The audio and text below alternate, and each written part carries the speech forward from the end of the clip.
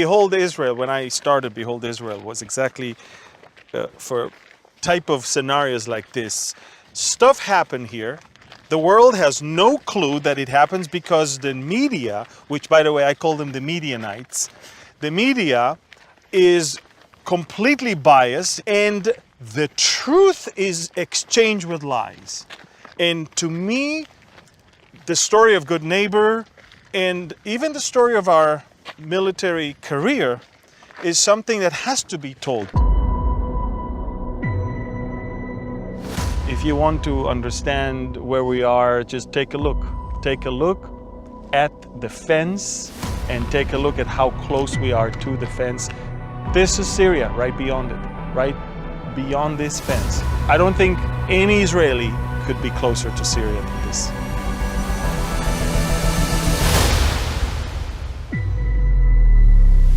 Minefield from the left, a minefield from the right. Basically, we're walking through a minefield. By the way, here it was also minefield. They cleared this. They cleared this one. Paved the road. So, yeah. You guys risk your lives in the narrow passage inside a minefield that the Syrians put here many, many years ago in order to save Syrians' lives. Isn't that it? I mean, to me, this is almost like unreal. Here we are. We are right now walking through. I mean, people need to see. There's a sign here says danger mines.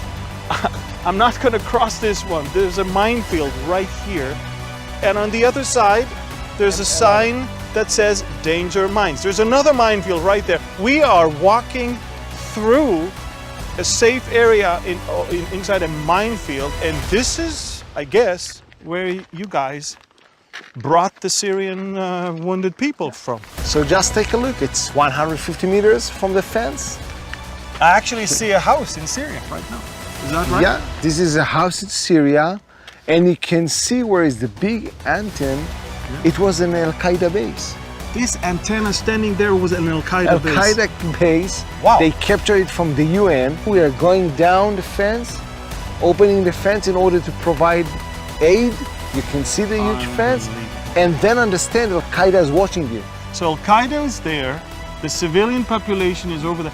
That's the fence right here. 2 kilometers to the south, it was an area controlled by ISIS. So ISIS, Al-Qaeda, Jabhat al-Nusra, Hezbollah. All the best friends. Yeah, minefields on both sides.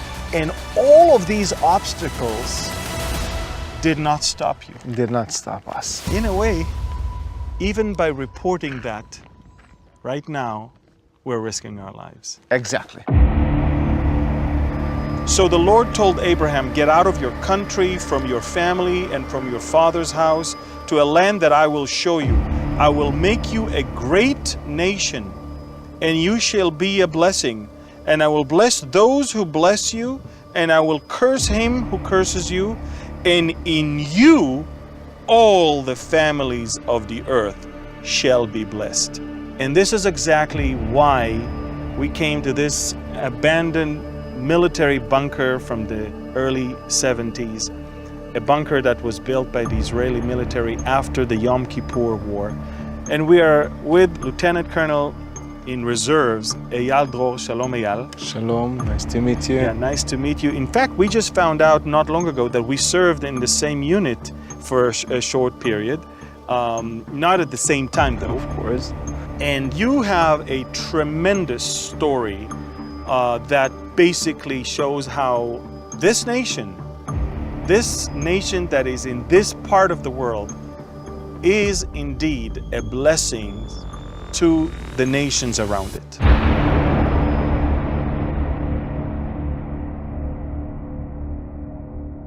Where are we first, and why are we here?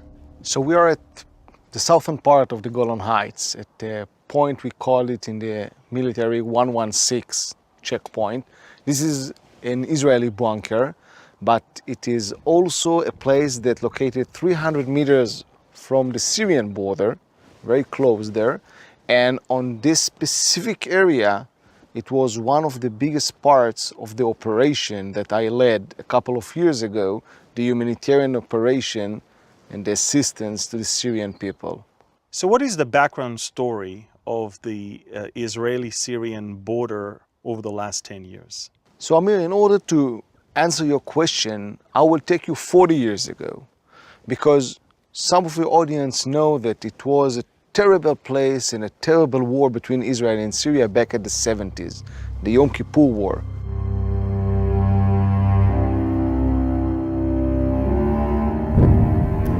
Personally, for example, my father's cousin, who was also a lieutenant colonel in the IDF, a commander of a battalion, lost his life on Mount Hermon, which is 60 kilometers north into this point. But since the end of that war, for 40 years, it was a very quiet border. Unfortunately for the Syrians, back at 2011, something bad happened. The Syrian Civil War started as part of the Arab Spring. A terrible war. 1 million people lost their lives. 6 million became refugees. They had to escape from their homeland. And on the border, we saw 250,000 human beings, which their homes has been destroyed. People who were living without electricity, without water, with very short food. This was the situation in the last 10 years that Israel thought we should respond. Wow, so Israel cared about those that live on the other side of the border, but what was your role in this whole story? I was the commander of the biggest humanitarian operation led by the IDF, Operation Good Neighbor. Today, 3 years after the operation came to an end, I can say that I was privileged to be the commander of this operation. Wow, so you led the largest humanitarian aid that the Israeli Defense Forces ever extended to our neighbors around. And this is while the other side is still hostile. It's not like the most peaceful place in the world. How did it all start? One morning somebody wakes up and decides, hey, I want to help them. What really happened? So first of all, you're correct. This situation on this border was that Israel and Syria are in a hostile situation. The Syrian regime is our enemy. It was terrible clashes in the history between the two countries. However, when we saw the Syrian civilians who are not connected to the Syrian regime suffer so much, and although it was an internal civil war between them, and although in this area it was captured by some of our best friends, let's call it ISIS, Al-Qaeda, Hezbollah, all the organizations that swore to kill us, the Israelis, to murder the Jews, Israel decided that we cannot sit behind a fence and to see people massacred. And this was the understanding that we should help the Syrians. Now, it all begins back at 2013, while a little bit north into this area, some Israeli soldiers in the middle of the night saw some Syrians coming close to the border fence. Try to imagine the situation. 18, 19 years old boys, soldiers in the IDF, seeing Syrians coming closer to the fence. They have no intel about them. They do not know if they are terrorists. They do not know if they are people who is coming to the border in order to collect some intelligence about the Israeli soldiers. However, those soldiers saw that they are wounded, and they decided to open the border fence. On the spot? On the spot. It was a tactical decision, not a government decision at that time, to open the border fence based on their values as soldiers, as Jews, that if someone want help, you should help him. So they take a huge risk to their lives, open the border fence, and save those people's lives. This was the first time it was a contact between Israelis and Syrians, and since that day, we continued night by night to serve humanitarian aid to the Syrians. So the locals knew that the Israelis would actually help them. By the way, I must say that Syrians were educated for years that we are the enemy.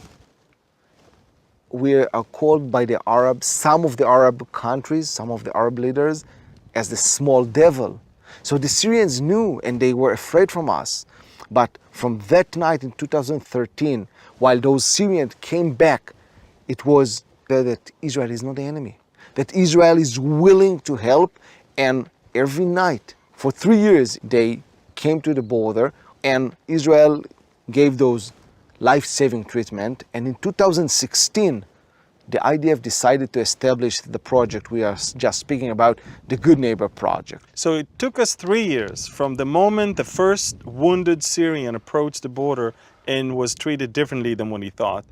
3 years it took to the Israeli side to decide that we actually want to make it a national project, not just one by one thing. Exactly. It took us the 3 years for the Israelis and for the Syrians. Wow. During those years, we built the trust. Yes. The Syrians understood that Israel is not the enemy, and they understood that we are willing to give them help.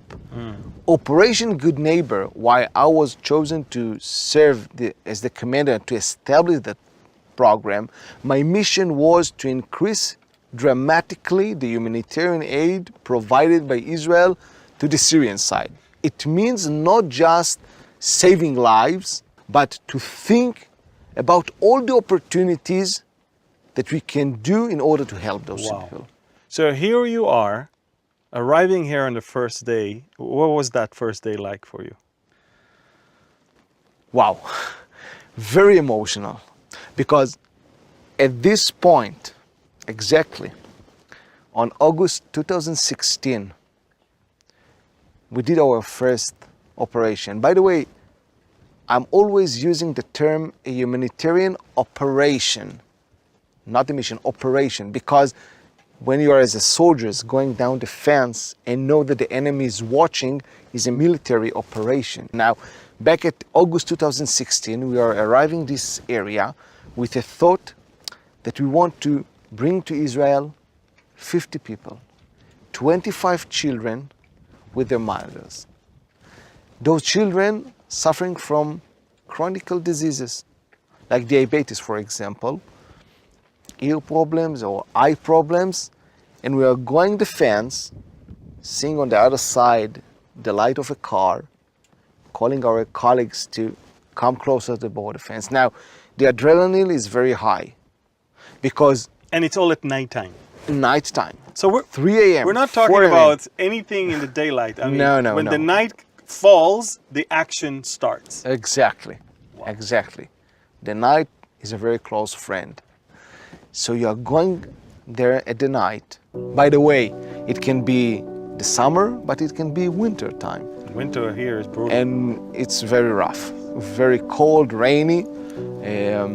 And you open the border fence, and again, the adrenaline, because I think the gap between what you are doing and the risk is huge, because you know that you are going to do something very good, but you know that the enemy, those Al-Qaeda, ISIS, might take advantage of this operation in order to hit your soldiers. So the adrenaline is high, and then you see the Syrian children. I'm a father of 3 children. When I was the commander of this operation, my biggest was just 6 years old. And what I saw in that first night is something that you cannot forget, because nothing prepared you for a girl crossing the border fence, barefoot, and her legs are bleeding. It's something that, and I'm not speaking from the position of a lieutenant colonel, I'm speaking from a position of a father, a human being. You cannot accept this. This was the first operation. This was the first time 25 children and their moms. 25 children. Taking them to one of the Israeli hospitals. I'm thinking about the fathers left back home, and what do they think? Will we ever see them? But I think at that point, it's 3 years after the first wounded was here, I think they trusted the Israelis more than they trusted their own. Yeah. One of the stories, in one of those operations, out with my military uniform, with my weapon, and a Syrian boy is running between me and my soldiers when we were at the hospital. And I reached him and told him, aren't you afraid? We are soldiers, we have a weapon. He started to laugh. He told me, "You are not Syrian soldiers, you are Israelis. I'm not afraid from you." This is how you can see the way that they came to understand that Israel is not an enemy. And I sat with another Syrian boy, and I asked him a very simple question, something that I'm usually asking my girls and boy. When you will be adult, what do you want to do with your life?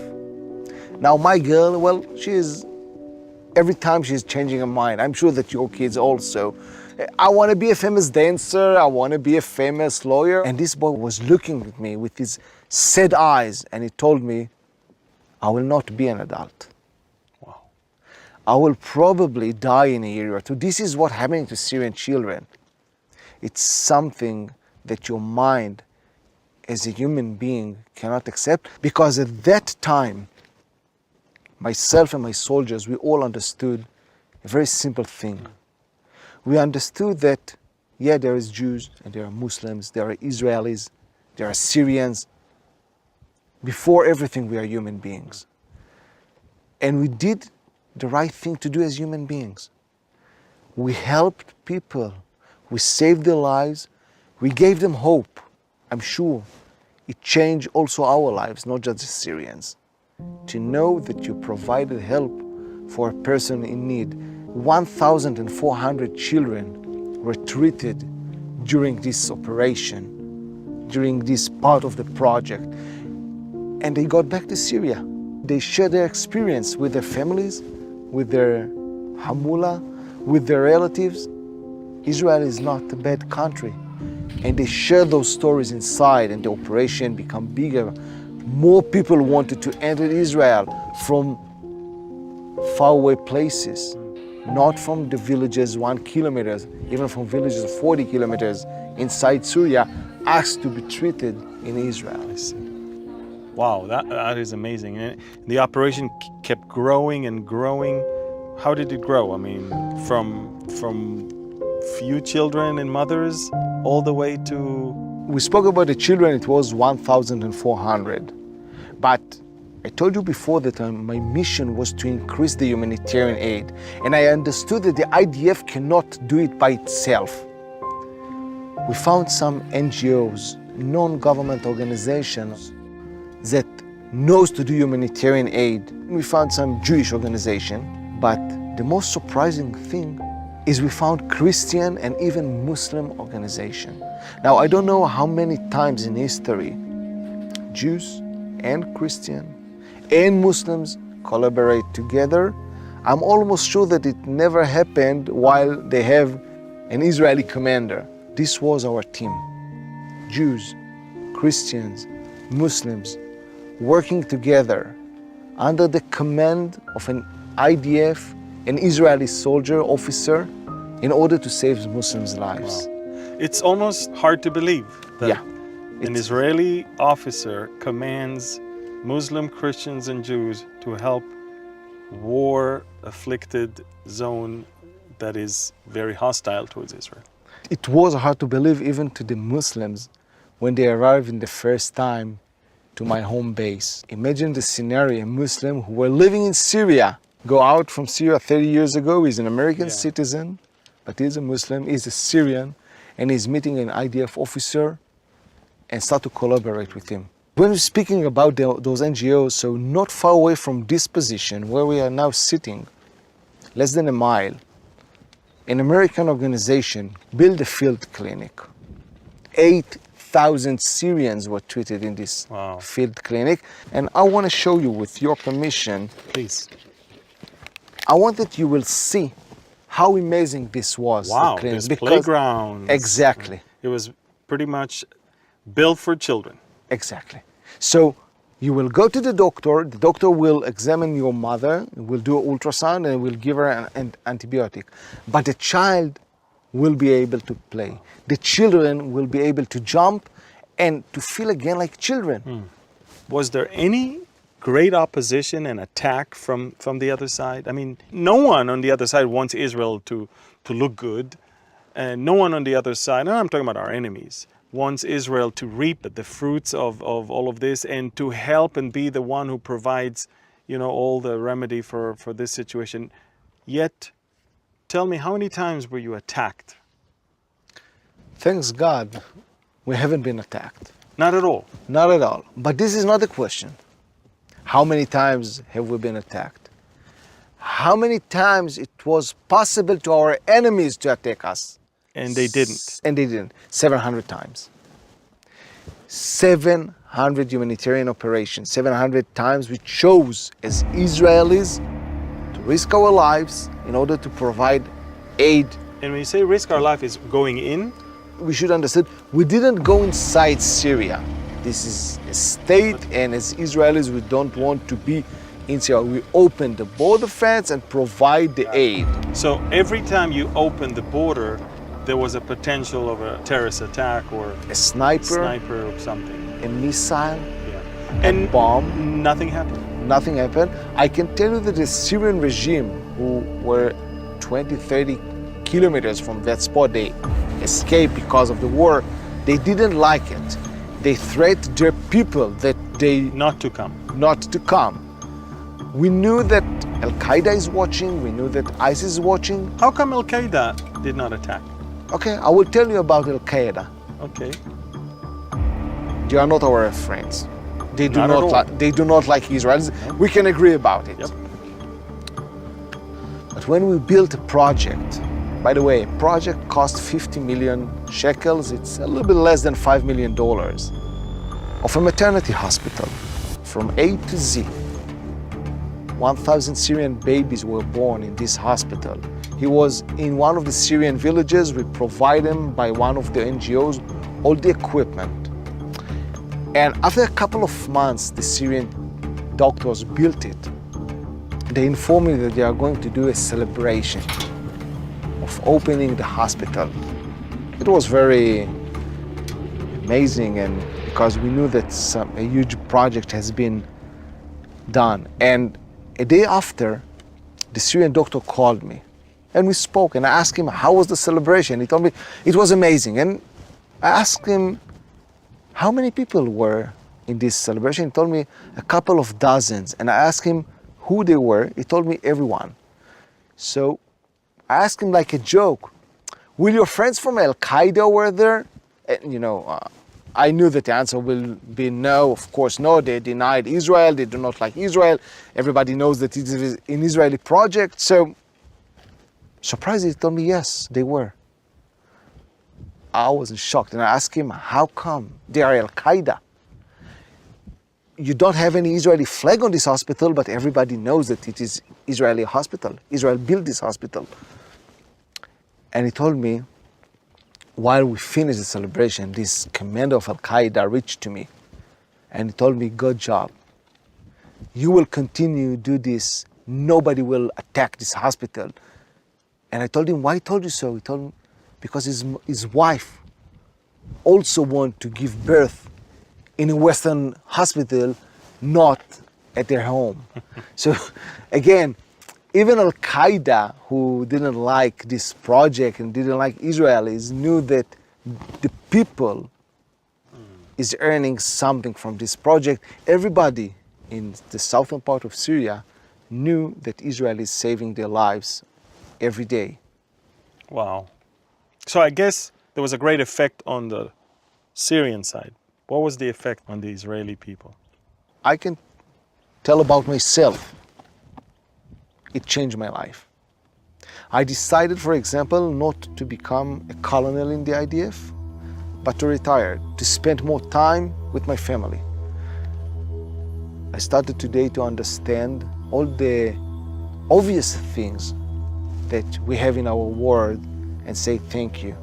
When I'm speaking about obvious thing, I'm speaking about a story that a Syrian mom told me, that how great is Israel. She was crossing, and after an hour she was in Israel. I asked her about Israel. She told me, you have a wonderful country. And I asked her why. She told me, because I was been in the bathroom and I wash the water, and then I had cold and warm water in the sink. I don't have it in Syria. So you have a wonderful country. And I thought myself, oh, I never thought about it. You have running water, that's it. You're I wonderful. never thought about it. We take things for granted, For don't granted. So I can tell you as a Yal, it changed my perspective about life. Do more to help other people, but I can tell you that it changed the life of the soldiers, of the medical teams that saw the poor people in their toughest hours.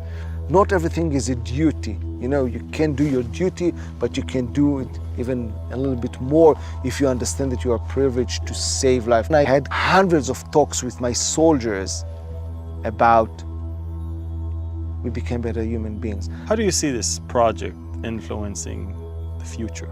Will it have any long-lasting influence? So the project unfortunately came to an end 3 years ago, while the Syrian regime reconquered the area and the people that were living so for operational surrounded. Reasons, Yeah, we couldn't continue. Exactly. It's not like we change our minds. No, not. But what I think, you know, we are living in a very complicated neighborhood in the Middle East. Every day, things are happening here. I can assure you that the Syrians will not forget this operation. Isn't that interesting that when their government was out, we came in to help, and when their government stepped back in, we cannot help them anymore. Yeah. It's mind-boggling. It destroyed the Syrian regime propaganda that Israel is the enemy. Exactly. I can also tell you that the life of those citizens today are even worse than it was in 2017. Yeah, they are not being bombed every day now, but their lives are very, very hard. But this is the Middle East. We are not forgetting. Correct. People will remind you things that happened 40, 50 years ago. This is the history of this place. I'm sure that the Syrian people will not forget us. A chapter was written. Exactly. A chapter in the history of the relationship between Israel and Syria has been written.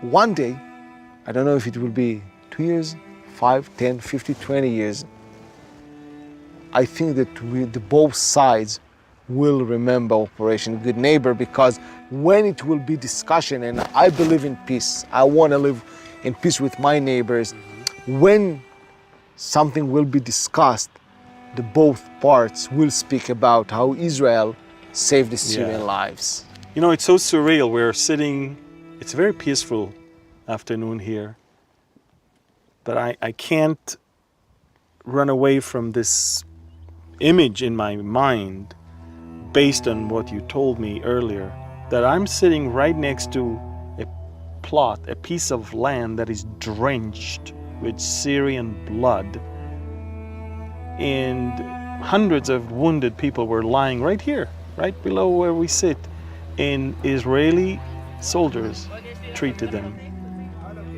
and then took them to hospitals and brought them back the next evening and sent them back home. This is a message that if it is not going to be told the way we do it now, no one would ever believe it. I will just add one more detail to what you described. Israeli soldiers treated them by risking their lives. Exactly.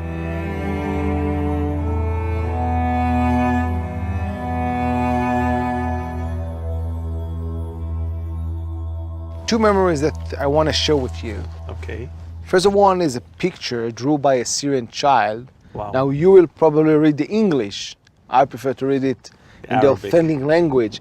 شكرا إسرائيل على المساعدة والحب. Wow. Thank you, Israel, for the help and for the love. By the way, this is the meaning of Operation Good Neighbor, something that was behind even imagination, impossible a couple of years ago, and become reasonable.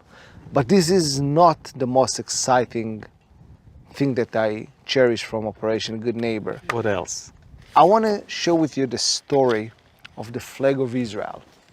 All right. I think you can guess that it is not an adult drew this. Yeah, I can definitely guess that one. And I want to share with you the story about Wiham. Wiham. Wiham, a Syrian girl, 9 years old. Wiham were living in a village and suffered from severe diabetes.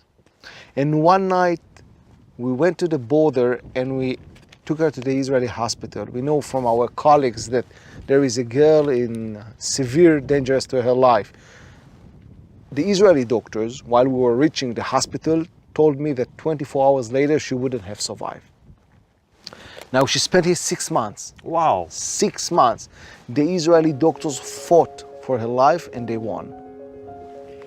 And before she went back to Syria, she asked us how to do the flag of Israel, and she tried. And That you can was see, the process. Yeah, she tried, and it was amazing to observe her, how she's fighting to do The Star of the David. Star of yeah. David. And eventually, She that's succeeded. the victory. To see an Israeli flag in Arab country is a rare thing, and to even hear the word Israel, it's a rare thing, and yet those children, they got it right. They will not forget. They will never forget it. What an amazing way that God has used the Jewish people and the people of Israel to be as a light unto the nations and the Gentiles all around them, even to their enemies. What a great blessing to have you here. Thank you very much. Thank you.